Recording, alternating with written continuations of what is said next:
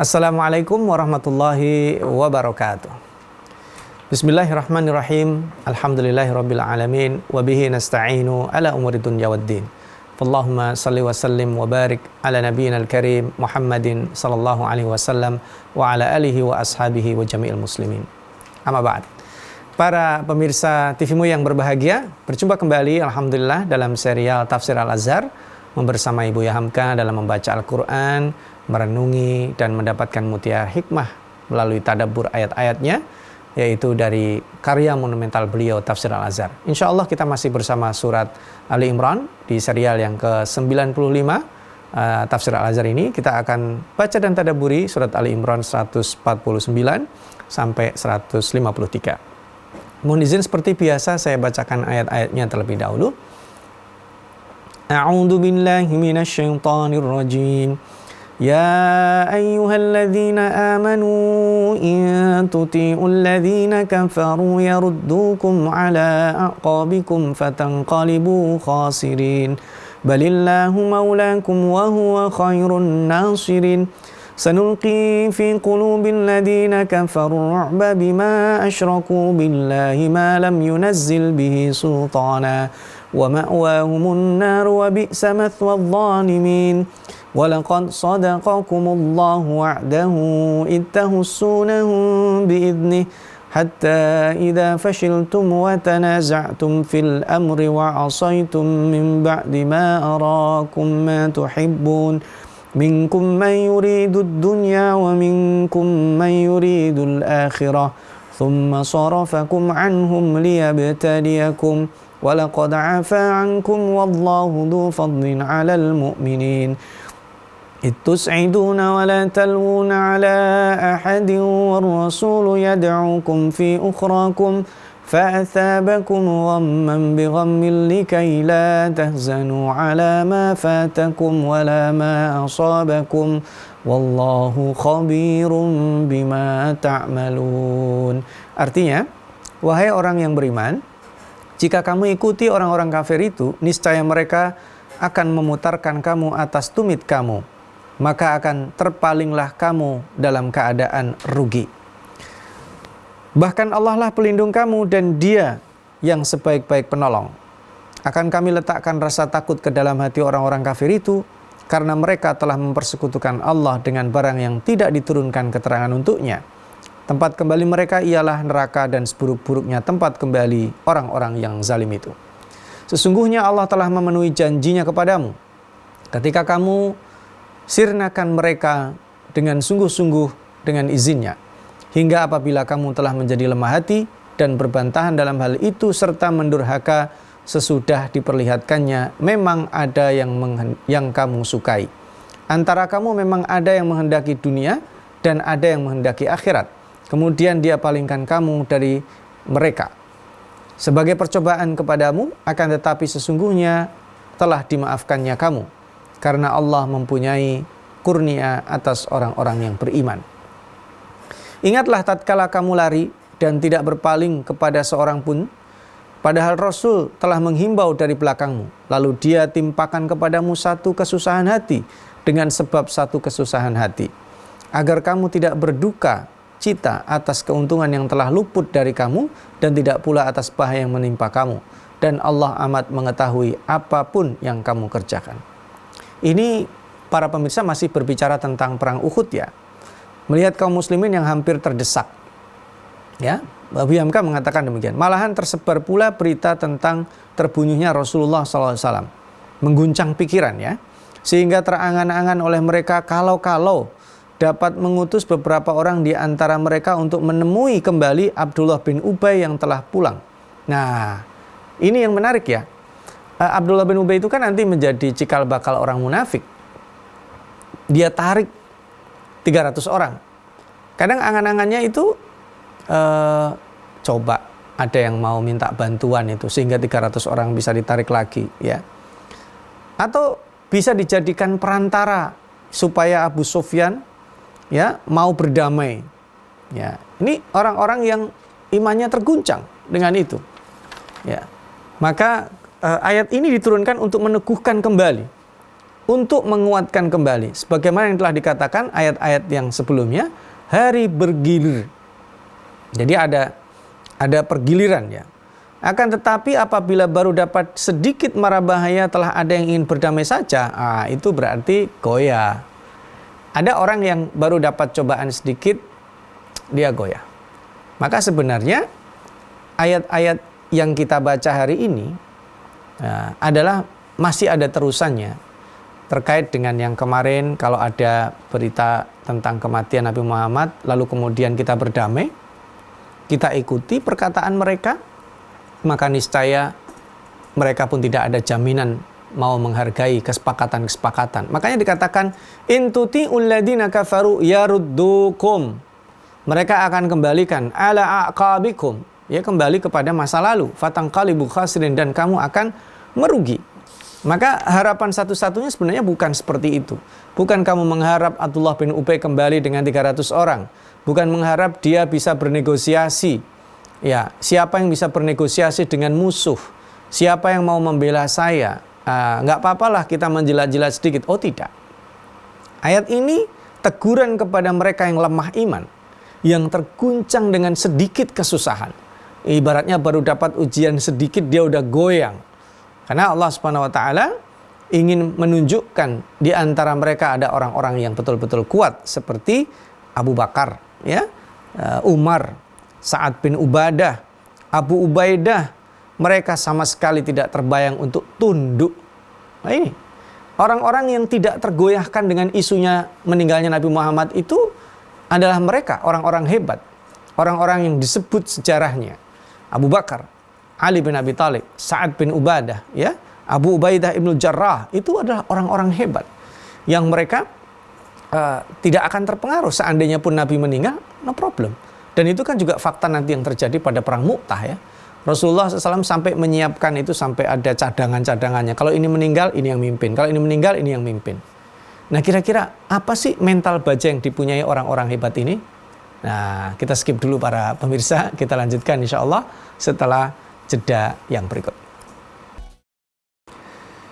Para pemirsa, orang-orang hebat itu adalah orang-orang yang bukannya tidak pernah sedih. Kesedihan itu sesuatu yang manusiawi, tetapi orang-orang yang mudah move on. Ya, Abu Bakar move on, dia sedih. Ayahnya itu baru masuk Islam belakangan, ya. Bahkan pada saat ayahnya masuk Islam dia cool.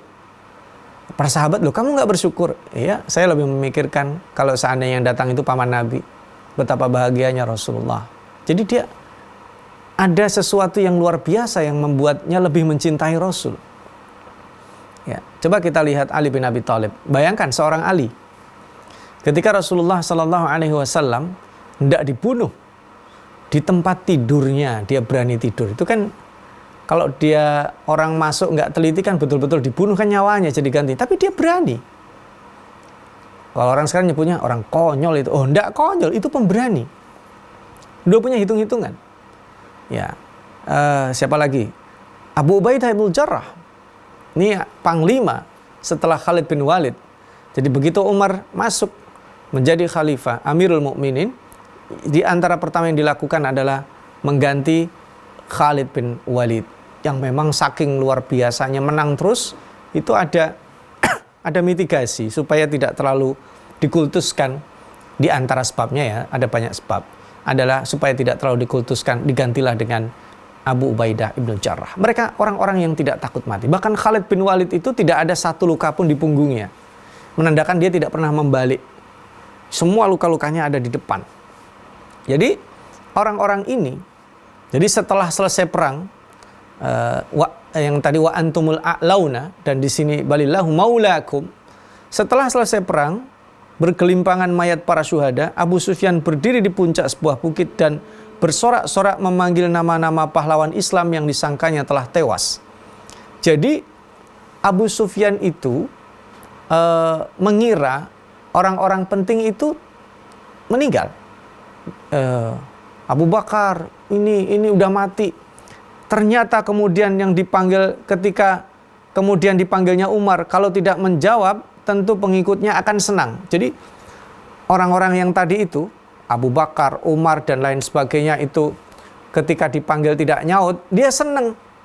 Karena dianggapnya orang-orang itu mati. Sebab mereka menyangka kalau nggak nyaut, maka kemudian sudah mati.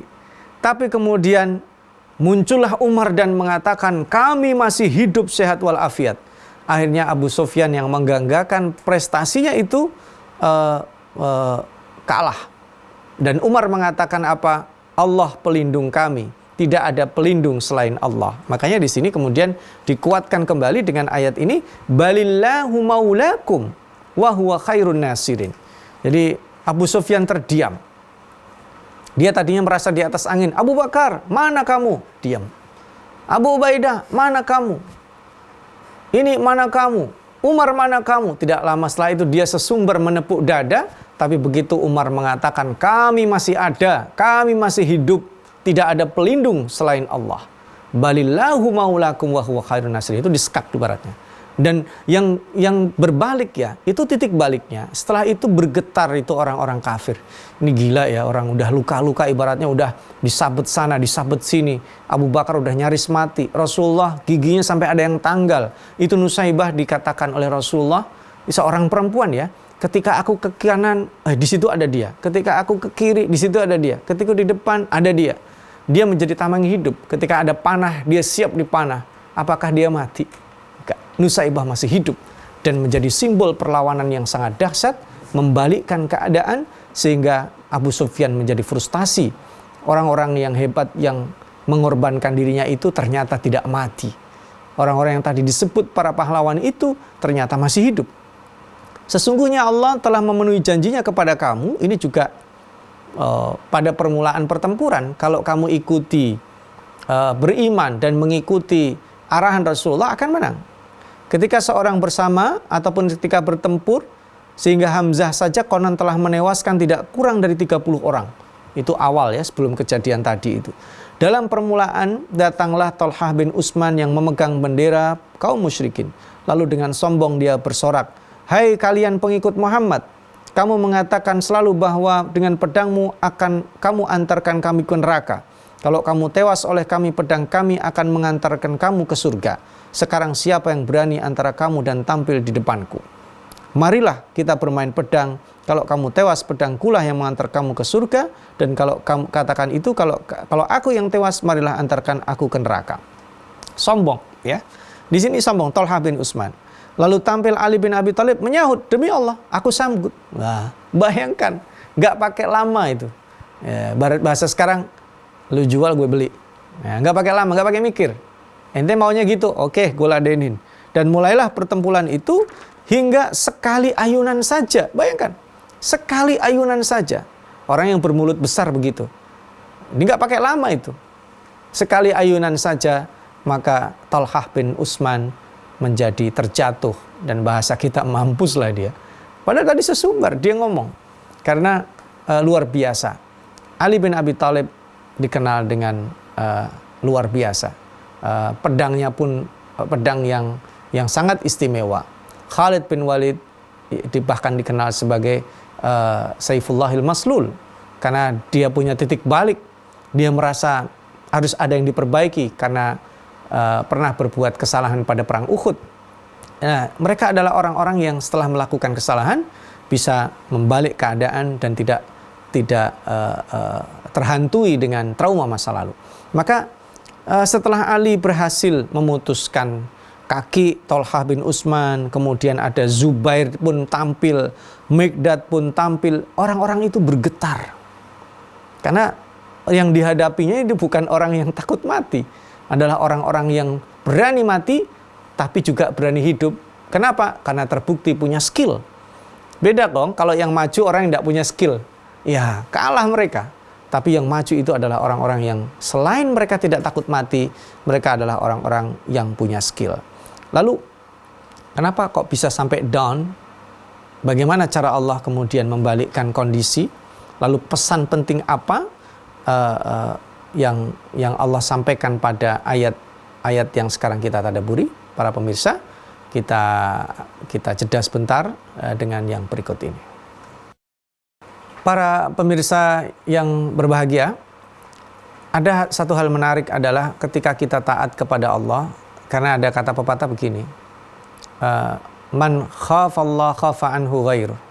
Kata-kata hikmah para ulama yang kita tidak tahu siapa yang mengatakan, siapa yang takut kepada Allah, maka yang selain Allah akan takut kepadanya. Ini menarik karena Allah juga membuktikannya di ayat 151. Sanulqi fi qulubil ladina kafaru ru'ab. Allah akan hantarkan, Allah akan susupkan rasa takut. Jadi adanya wibawa. Kenapa seseorang kadang dibuli? Karena dia dianggap bisa dibuli. Kenapa orang lain dia tidak dibuli? Karena ada ketakutan kalau ngebuli dia. Ini dalam skup yang istilah sederhana yang kita lihat sehari-hari. Kenapa sekarang umat Islam itu kalau ada bermasalah dianggap remeh nyawanya, diabaikan? Kenapa sekarang kita dianggap nyawa kita tidak berharga? Kenapa kita kalau punya suara, punya keinginan, tidak didengarkan? Takutnya itu yang dikatakan Allah di ayat 152 ini. Kayak begitu, generasi-generasi awal tadi itu, ketika sudah janjinya dipenuhi Allah karena mereka beriman. Hatta idza fashiltum wa tanaza'tum fil amri wa asaitum min ba'di ma arakum ma tuhibbun. Dan itu dipraktekkan di perang Uhud. Sampai ada maksiat, sampai mereka berlomba-lomba mencari dunia, sampai mereka iri. Wah, kita yang pemanah di atas gak dapat apa-apa dong. Yang di bawah itu sudah ngambil jam Rolex, sudah ngambil ini, sudah ngambil ini, sudah ngambil itu gitu. Sehingga kalau sudah bersaing di keduniaan, pasti ada permusuhan. Aktivis Islam ketika sudah bertengkar, ketahuilah yang dipertengkarkan pasti dunia. Para dai sudah saling menyalahkan, pasti ketahuilah yang dipertengkarkan pasti dunia. Karena kalau perlombaan itu akhirat, tidak ada pertengkaran. Kalau perlombaan itu mencari ampunan dan surga Allah, tidak ada permusuhan. Allah katakan di sini, hatta idza fashiltum wa tanaza'tum fil amri wa asaitum min ba'di ma arakum ma tuhibbun. Bermaksiat kepada Allah. Ya. Minkum mayuridud dunya. Di antara kalian ada yang menginginkan dunia. Betul, mungkin dia berjuang karena merasa anaknya tidak cukup uang. Akhirnya ada, kalau saya menjadi PNS aja anak saya mau bisa apa? Ya terpaksalah saya korupsi. Nah itu dia. Problem di situ. Kalau saya jadi orang biasa-biasa aja sampai pensiun pun rumah nggak kebeli. Itu dia. Ada pancingan-pancingan syahwat dunia, itulah yang membuat kekalahan kita.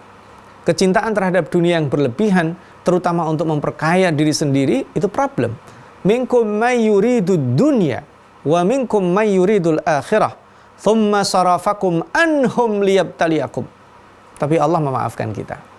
Karena itu manusiawi, tetapi yang problem kalau seandainya kita tidak mengubah. Itus'iduna wa la talwuna ala ahadin war rasul yad'ukum fi ukhrakum. Maka ingat tatkala kamu tidak berpaling, ya, dan ketika Rasul telah menghimbau dari belakang, fa'athabakum ghamman bi ghammin likai la tahzanu ala ma fatakum wala ma asabakum. Rasulullah menguatkan supaya kita nggak sedih dapat musibah, supaya kita juga tidak terlalu tidak terlalu sedih, nggak dapat ini, dapatnya malah musibah. Kan Rasulullah menguatkan. Dan tabiat perjuangan juga begitu. Jangan sampai pernah ketika kita sedang drop, kita salahkan orang lain. Orang yang mau menolong kita, kita juga ikut salahkan. Bukan tipe kita. Maka perjuangan itu adalah ketika kita move on. Wallahu khabirum bima ta'malun. Allah Maha tahu. Ini ditutup dengan sesuatu yang sangat dahsyat di 153 ini. Karena dia yang paling tahu. Allah yang Maha tahu. Dan kita bisa lihat para kaum muslimin itu kecewa ya. Sampai Buya Hamka menyebutkan kekecewaan pertama memang telah terjadi sehingga Nabi sendiri luka dan nyaris tewas. Akan tetapi itu hanya disebabkan kesalahan beberapa orang saja. Jadi kita yang tidak merasa bersalah, jangan ikut merasa bersalah, apalagi nyalain orang. Ya. Jumlah yang setia dan menginginkan akhirat lebih banyak. Ini problem ya. Kadang misal katakanlah itu kan ratusan orang. Ada segelintir dari 50 orang yang di Jabal Rumah itu, itu cuman 5 sampai maksimal 10 saja yang bisa bertahan di atas. 40-nya lebih itu turun. Hanya gara-gara mereka, sebagian mereka yang terprovokasi, kemudian terjadi kekalahan. Dan faktanya begitu. Artinya begini, kalau ada kesalahan di antara kita, kita harus ingatkan. Kita harus punya mitigasi supaya kesalahan itu tidak merugikan organisasi. Kalau di kita persyarikatan, maka kalau sudah ada tumbuh ciri-ciri suka dunia, perjuangan terabaikan, ukhuwahnya renggang, taulah itu masalah dunia itu, berebut jabatan, ya masalah-masalah seperti itu, ingat itu tanda-tanda kekalahan. Tapi kemudian ketika terjadi kekalahan, tidak usah terlalu sedih, tidak usah menyalahkan yang beberapa orang itu, karena yang setia dan yang baik masih banyak. Makanya di sini Allah Maha Tahu, Allah mengkaruniakan, dan itu juga tegur supaya orang-orang yang lebih banyak yang baik ini tetap sabat. Ayat ini adalah peringatan, ya, yaitu yang lari melihat kaum musyrikin telah maju kembali, melihat 70 syuhada berkelimpangan, sebagian orang akan ngeri. Sehingga Nabi sendirilah dan orang-orang yang tinggal bersama beliau, bahkan sampai ketika perang Uhud selesai, Nabi Muhammad SAW memerintahkan, ayo kita kejar. Hanya untuk membuktikan bahwa kita adalah orang-orang yang tidak takut mati, dan akhirnya berhasil mengusir orang-orang yang tadinya mengalahkan mereka. Dan itu tidak banyak, karena yang lainnya sudah bukan give up ya, yang lain sudah shock ya dengan terbunuhnya 70 orang itu. Dan terakhir, sebelum kita berpisah, para pemirsa TV-mu yang berbahagia, ada lesson learn, ada takeaway lesson penting yang kita dapatkan dari pelajaran ini. Yang pertama adalah terkait dengan kesabaran. Yang kedua adalah terkait dengan jangan pernah kita berdamai dengan kekufuran. Karena kalau kita berdamai, kita turunkan maula kita, pelindung kita hanya Allah Subhanahu wa taala. Kalau kita seperti itu, kita akan diberikan kemenangan, dan haibah itu tidak tercabut dari orang-orang yang memusuhi dan menginginkan kehancuran kita. Sehingga kita bisa terus tetap berderma dan berkontribusi untuk mencerahkan semesta. Nasrun minallah wa fathun qarib wa basyiril mu'minin. Wassalamualaikum warahmatullahi wabarakatuh.